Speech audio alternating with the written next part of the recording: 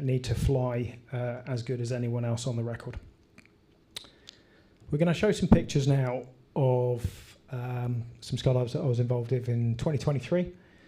The Euro 104-way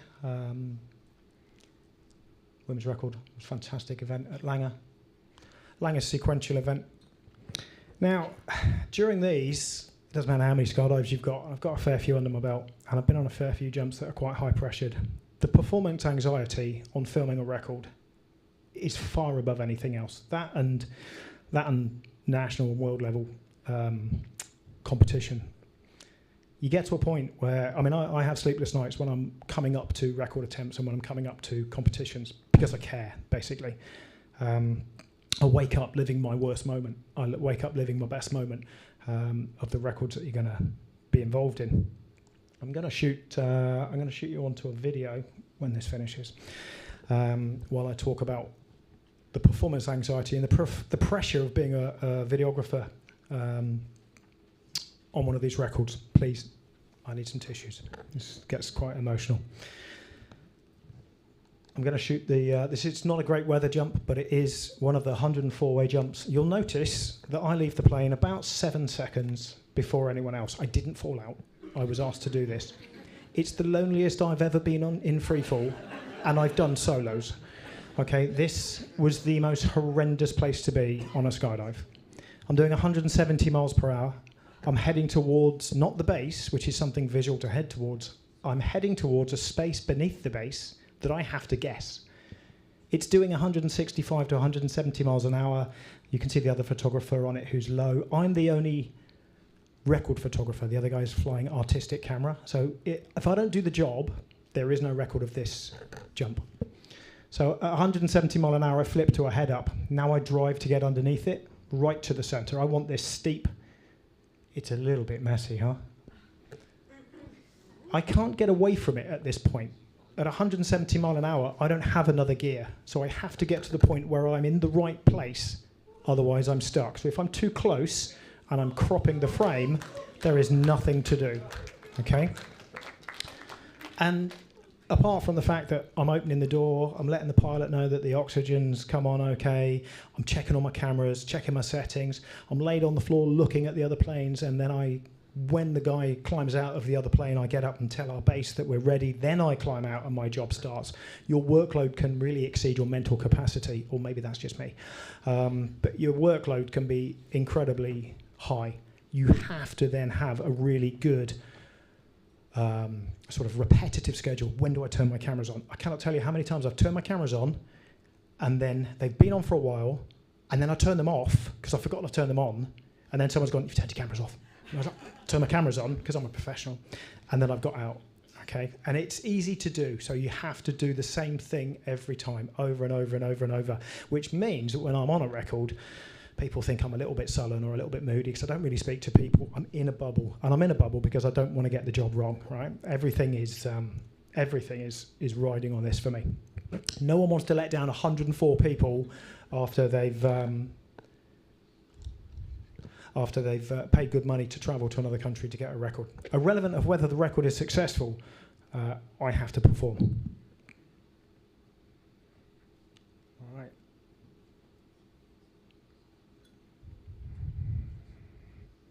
So one-off events. Now these are my favourites. So this is a demo into a place in the UAE called Global Village. It's like Alton Towers on steroids.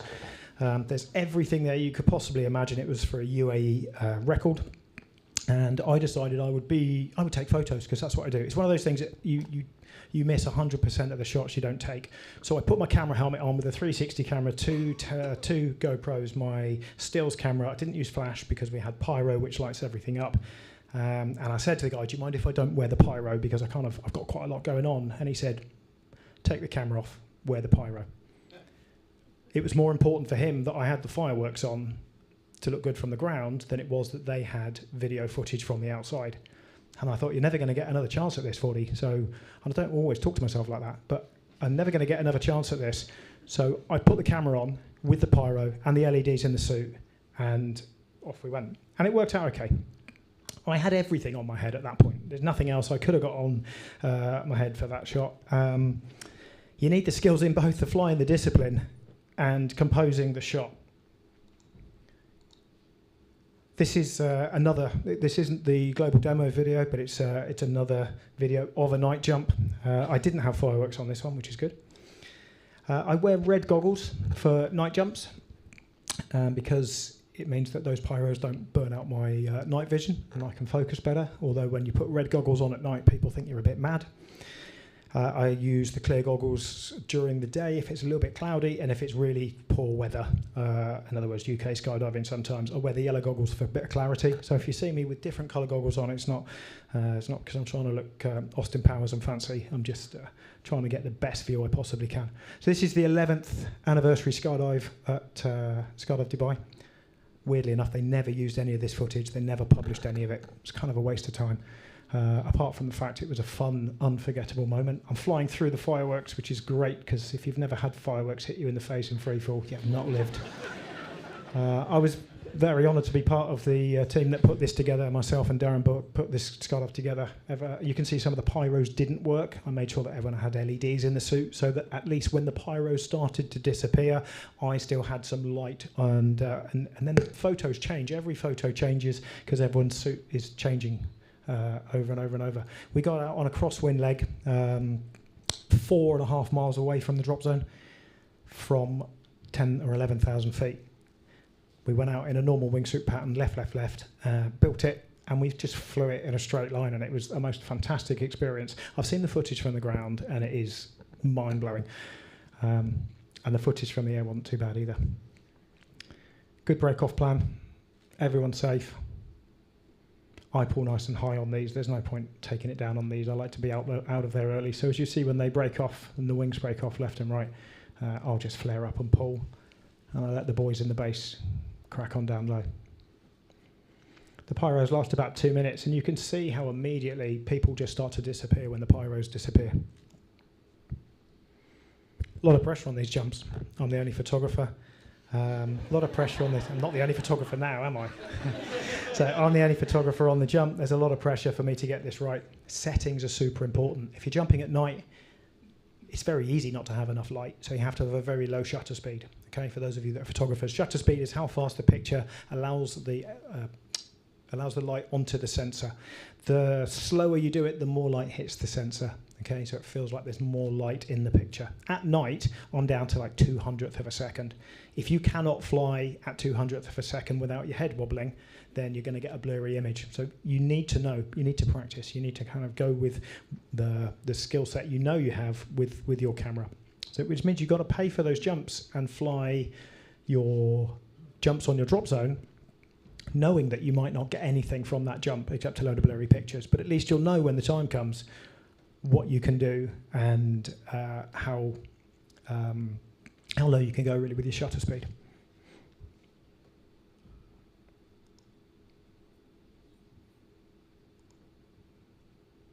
Okay, some pictures. So yeah, we talked about knowledge and understanding of our equipment and our personal skills with the shutter speeds and the apertures on the camera. The lowest shutter speed I can fly is 200th without causing motion blur. Of course, if I'm on a free fly jump that's doing 170 mile an hour, it might be 4,000th of a second be the lowest shutter speed I can fly without blurring the image, because you can't keep your head still at 170 miles an hour. And you also, if you've got a longer lens, you can't keep that lens still at 170 mile an hour.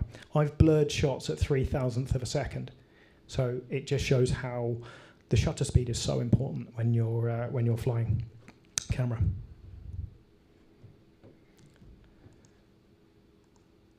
All right, productions for the big screen. If you like my snag-proof setup, I can help you build one. We kind of get to the point now where there is nothing snag-proof when we're jumping this sort of equipment. You can see on the one on the right, it's got the square screen on the front. That's an ND filter, neutral density filter, to assist with light levels.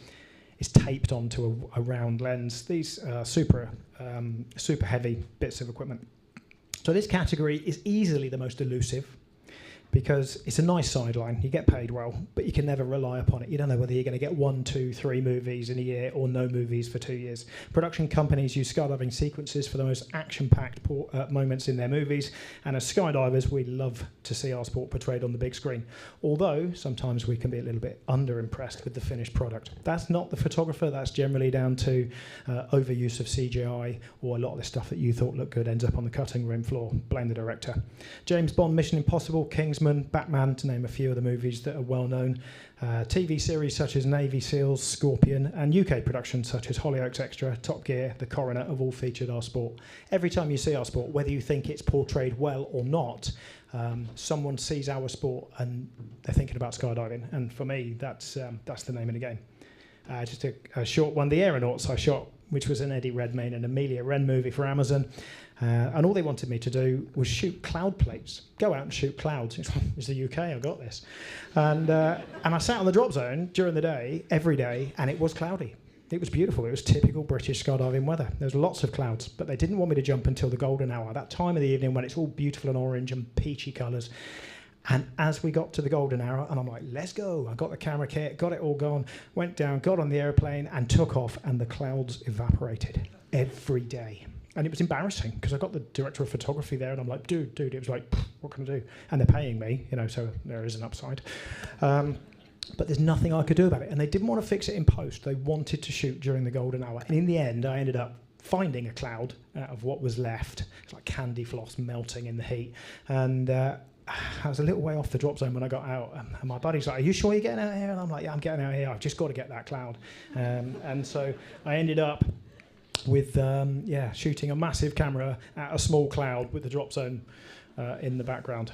And I can't tell you whether I landed off. It's a secret. So the action camera. You might use an action camera. Action camera just for your own personal stuff. You're not going to be able to get to keep show reel stuff shot on the red cameras and the other big cameras.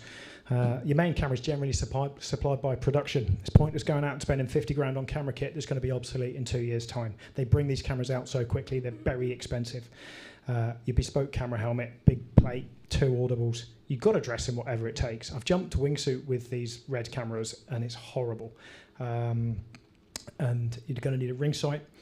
Soft opening canopy. Canopy choice is so important with camera flying. And a neck brace. You might see me on the airplane, put my neck brace on, doubles as a neck warmer as well, so that's fine. There's no downside in having a neck brace. Okay, I jump one for all of my photography. I don't want that opening that ends my career when I'm jumping with a heavy camera helmet.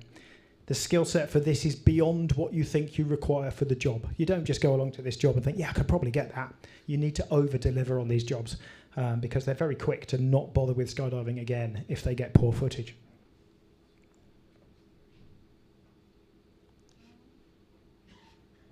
It's there somewhere. Oh, there it is. So yeah, that's a red camera. Main issue of this camera for this type of equipment, with a lens coming in at over 2 kilograms and the body and the battery and sometimes 2 cameras, is you got anything up to 9 kilograms on your head. I don't know if you've ever balanced 9 kilograms on your head. When you jump out of a plane with 9 kilos, if you're in a sit or you're on your belly, it's generally okay. When they ask you to do fairly high-speed stuff, it becomes incredibly difficult, and that's where you're earning your money. They're not aerodynamic at all, and for flying a wingsuit, they're an absolute beast. The cost of this equipment goes into the tens of thousands. The lenses are thousands and thousands of pounds, but like I say, it's not your kit. It's insured by production, and so luckily it kind of takes that pressure off you for having that kit on your head. Like I say, you can't keep the footage yourself, so IMDb and YouTube are really good places for you to go and find stuff afterwards to put it on your website and that sort of stuff. Right, I'm going to talk about the dangers of camera flying, and how to mitigate them. To be fair, I think some of them are fairly obvious. Altitude awareness, freefall collision, and canopy collision. All right, altitude awareness. Well, audible set for whatever you need to do, and you do need to get out of there as soon as possible. So it's pointless going lower than you need to be. Visual cues. If you're on a big wave, whether it be a head down, head up, wingsuit, or whatever, or even 4-way and 8-way. When someone leaves that formation, your job is done. You cannot capture that formation if someone has left. Okay. Yes, your videographer, your LO might want a break-off shot for debrief. You can kind of get that as you're getting into the saddle and watching people track away. For me, I like to get out of there as soon as possible. Communication is key. Brief break-off plan, pull altitudes, including headings if you've got multiple camera flyers. Shoot stuff with 2 other cameramen when I'm at Langer. One of us is on the top, one of us is on the bottom in the sit, and one of them's kind of flying around the edge, taking some beautiful pictures, sunsets, all the arty-farty stuff. Top guy pulls in the middle immediately. Bottom guy has to wait. The bottom slot is quite a technical shot. The guy in the middle generally turns 180 short track and pulls at the correct altitude. The guy on the bottom has to wait for the hole in the middle to appear. Sometimes that can take a while. While you're doing that, you're going lower. While you're going lower, then you're losing altitude. So it's super important you stick to your hard deck. Okay, have multiple audibles, and you need to kind of keep on your altitude. I'll be absolutely fair. I don't look at an altimeter while I am doing camera work. There is not one record I've ever been on where you'll see me look away and look back or put my hand in front of here. Yes, I've got one there, but again, you can't really see that while you're flying. Multiple audibles is definitely important. So free fall collisions, be where you're expected to be. That's kind of a no-brainer. If you're top left on a 40-way and it's moving across the sky that's wingsuit or its angle, be top left, don't be bottom right. Because when they go bottom right and they split off, they're not expecting you. Super important to be where you're meant to be. High degree of awareness during the break-off, angles of the flyers. If you can't see everyone in the formation, like if you're on a 20-way wingsuit and you can only see 17 people, or approximately 17 people, you know there's a coloured wingsuit missing or someone's missing, you've got to be super aware. They could be behind you. If you're going to break out in a certain direction, then you have to be very aware. And then under canopy, if you can pull high, pull high. Get yourself... Do all your housework on your slider, turn your cameras off, take your booties off, unclip your wings, do all the things you need to do whilst keeping an eye around you. Okay, I can't tell you the amount of times I've had someone have a 180-degree off-heading opening, fly back to the middle, or someone pull a little bit high on a short track, and I've got lots of video, which I'm not put on here, of some fairly close calls. It's going to happen, that's it. There's no way around it. It is going to happen, but plan for the worst and be on your game. Head on a swivel from pitch in the pilot chute until you walk into the camera room. It's pointless doing a really good job and then getting hit on the landing area because you're not watching what you're doing. Camera equipment, risk versus reward. Well, a little heads up. This is the cost of my camera equipment. Now, this is very personal. You don't have to buy the best equipment there is available on the market, and to be fair, this has been superseded anyway. But my helmet is a Bonehead Flat Top Pro. It's about £700, probably more with the import. £2.5 for my camera body. My lenses range anywhere from 1,600 to £2,000. My flash, 250. My GoPros, they're 350 each, aren't they? Something like that. If you're part of the program, 360 cameras, another 350. Your audible. If you think about getting rid of that helmet, your audibles are 250 quid each.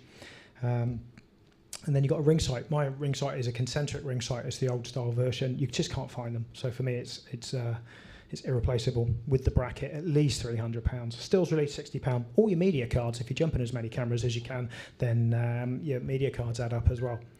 Mine's just over £7,000, right? Is the risk versus the reward. If I'm shooting video and I'm shooting stills that are only going to be used for Instagram, social media, and digital magazines, then I have to start thinking to myself, is it worth me jumping this equipment, or could I get away with something slightly less quality? Only you can answer that as a photographer. Absolutely 100% I've had to change my mentality and jump photography for myself. I want you guys to have beautiful pictures, and I want to see my pictures in the magazines. When people look at it, they go, that's really nice. But actually, I want to take pictures for me because it's not really a viable income. And also, you've got to think to yourself, is it insurable? And will I cut this away? So with this camera helmet on your head, you've got to cut away, and it's for a reason. Okay, there have been a couple of fatalities over the years where people have had issues with their camera equipment and they haven't cut them away because they couldn't or they haven't. There's a lad who landed in the water in Norway, still had his camera helmet on. You've got to think to yourself, right, at what point am I willing to get rid of £7,000 that isn't insured all my life? And people don't like to cut their parachute equipment with knives. They don't like to get rid of camera equipment because I think as human beings, it's just like, I don't want to lose this, right? But If you're going to start jumping this sort of equipment, then you have to weigh up that risk versus reward. Right, so any questions from you? We've got some pictures to look at, but there's any questions from you now about photography? I have some rhetorical questions. Where do you think skydiving is going to go in the next 5 years in relation to photography? With AI being able to do most of the things we need, I can change the background on a skydive, and I might have done so at Langer for the team picture. It was quite cloudy. We didn't go and jump, just saying that. We went back and had a coffee, but we went out, and while we did a dirt dive, we did the team picture. And then I changed it to a blue sky with some nice puffy clouds like in The Simpsons, and it took me 3 seconds. Years ago, it would have taken me a week. But it took me 3 seconds to do that in Photoshop. So nowadays, depth of field, that soft blurry background, do we need to buy the expensive lenses? Do we need to have the ones that are super fast, nice apertures? Because maybe we can do it in post. Will flash? I jump flash. Not many people jump flash, but I like the flash on some of the images, especially late in the evening. Will flash be superseded again by the amount of dynamic range, which is the whites and the blacks, how much you can bring them out? I can shoot a picture in here with no flash and almost make it look daylight afterwards because the cameras are such good quality. Do we need flash anymore? Do we need to load up all these camera helmets with all the groovy expensive kit?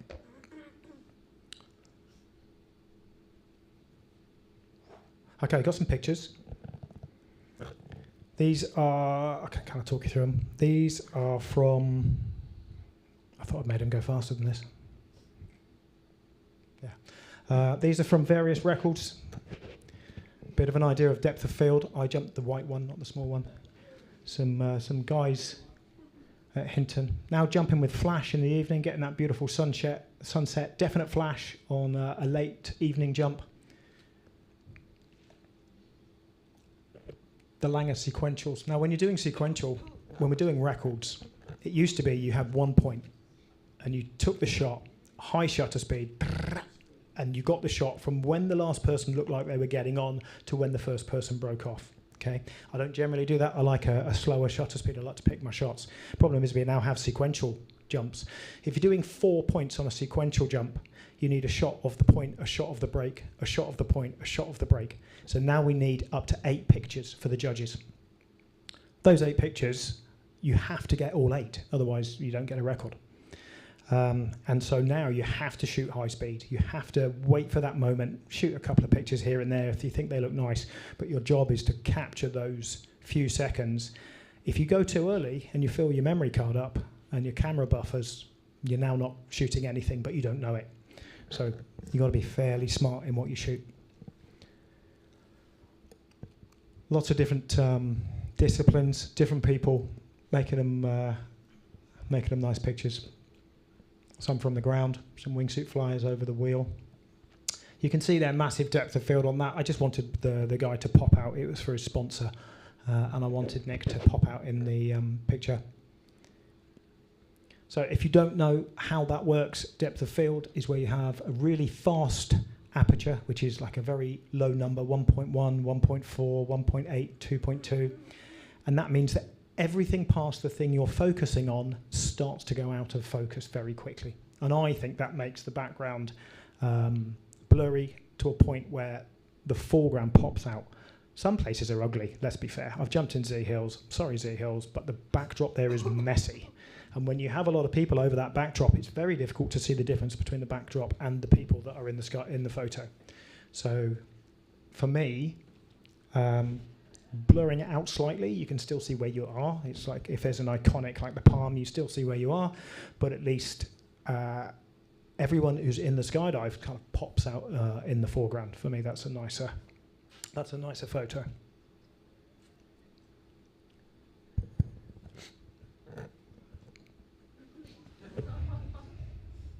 Should have seen the landing.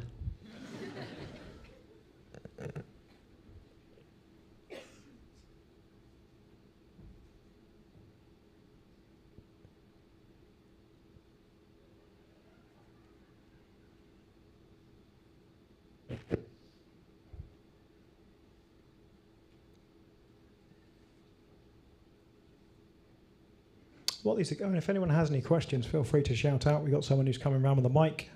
Dave Francis, got something to say?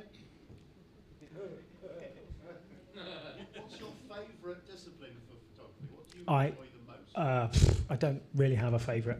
My favourite is the one I'm doing at the time. It's the one-off events. It is. It is. It's. I like those because if you're doing a demo and you're jumping over water and it's 9 o'clock at night and it's pitch black and there's fireworks and LEDs and you've got, it's amazing. But if you're underneath a 100-way, that's also an amazing but terrifying place to be. And if you're shooting pictures, I've come down and shot pictures of one person, and that picture's been beautiful, and that person's happy. I've had magazine covers where I know that has landed on their doorstep. There's a German lady I shot pictures of in Portugal. That picture on the front of their German Free Flyers magazine landed on her doorstep, and she didn't know that she was going to be in the magazine. I didn't know she was going to be on the cover. And she messaged me. I was like, 40, they've stolen your picture. I was like, no, I actually put it to the magazine. And she was so pleased that it made everything I do worthwhile. So, yeah, whatever I'm doing is good. Right, that's our last picture. So, Dave, what's your... who else had a... Maximum weight of kit. I kind of know maximum weight so far. I've not found anything I haven't jumped. I jumped a 35mm camera a few years ago. I reckon that must have been about 12, 13K. I jumped it twice. It was an Arri camera with spools on, and I hated it. And I had goggles on it with a little TV camera in it, so my depth perception, I was meant to be watching what was on this here. It was horrible. But if you look at people like Tom Sanders, even I think that's some of the stuff they jump is ridiculous. And they're not youngsters either. I mean, I'm over 50. Some of these guys are 60, 65 years old, and they're still jumping with huge amounts of weight. But complete respect.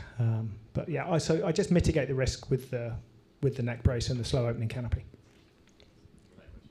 Most photogenic drop zone? One of the most beautiful drop zones isn't actually a drop zone. I jumped at Bolt Head in Devon.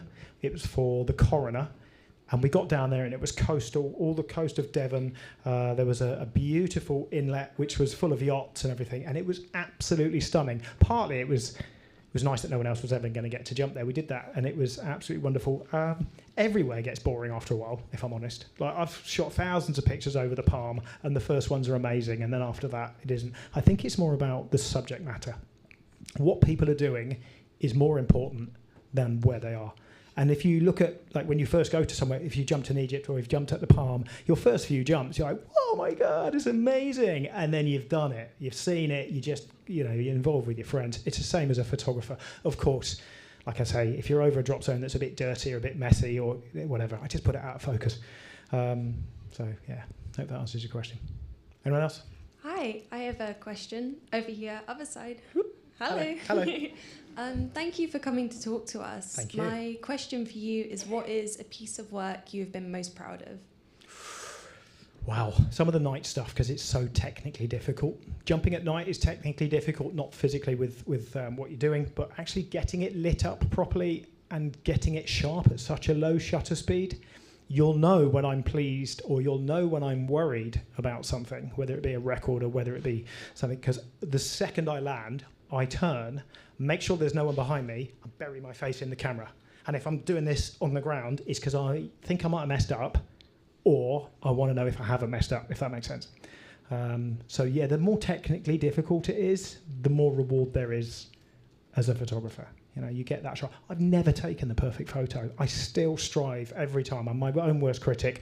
That and Martin's my second worst critic. But I can't tell you how I plan so hard ahead. I've already got shots this year that I want, shots that I will endeavour to get by getting a group of wingsuit flyers together and a sunset at a drop zone that I know I can jump at during that time of day. It's a never-ending journey. Thank you. Anyone else? I'm going to quickly put this up because these are some of the people that have inspired me. We only have a minute or so left, I think. I don't want to mess them around. Rowley Hopwood, the late Rowley Hopwood, bless him, and Tim Bishop, the guys that jumped the camera from the Cessna at Dunkerswell in '88. I saw them. I wanted to be those guys. Simon Ward, 80s, 90s, amazing photographer. He ruled the magazine back then. I learned something from Simon. And I see this on Facebook when people splurge their 65 shots off of their GoPro onto their Facebook page. Only show your best work. None of us shoot perfect pictures all the time. I shoot a lot of pictures which quickly get deleted. if you take a nice picture and you post it, people will remember you for taking that nice picture. The first picture you put into a magazine, you can guarantee if you give someone 3 pictures, they'll use the worst one. I don't know why, and you'll hate the fact that you put those pictures in the first place. Only ever show people your best work. Ali Wright was Steve Fitchett, sorry. He's in Australia. He's still shooting covers. He's still an amazing Scotland photographer. We chat on Facebook a lot about flash and lenses, and we inspire each other and push each other to do better. And he put me out the Cessna in 1988 on my first static line jump. Love him. Ali Wright, James Wilkinson, camera team at Western, Gary Wainwright, Langer legend, and we still inspire each other when we say, you know, we don't want to do stuff or whatever. We shoot in wide angle and we're doing it all the time. We push each other to do better. European photographers, Bruno and Willie, amazing photographers. Andrei Slepnev, Russian. Ewan Cowie from Scotland, fantastic. Free flight angle, just beautiful Instagram. Norman Kent, obvious. Mike McGowan from Arizona, absolute legend. Doesn't jump now because of his neck, sadly. Randy Forbes, you may not have heard of, but I love his work. Andy Keach did the Skies Call books, and to this day, on a bad weather day, I will open the Skies Call books from the 60s, 70s, 80s, and I will be inspired by some of the photos and some of the crazy stuff they do. So it's out there. You just need to go and find it. I just want to run this quite quickly. Andrei Slepnev, I never met the guy, but I followed his Instagram for a long time. We lost Andrei as a community last year in Egypt at the very end of the year. His stuff was phenomenal, and I love his Instagram page.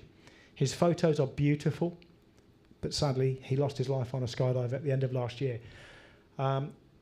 If you want to take a quick shot of that with your phone, that's his Instagram. There are so many beautiful pictures. And if you love photography, please spend a moment on Andrei's Instagram, because that's his legacy for people that didn't know him and want to see his work. Absolutely beautiful, and I wish I'd met him.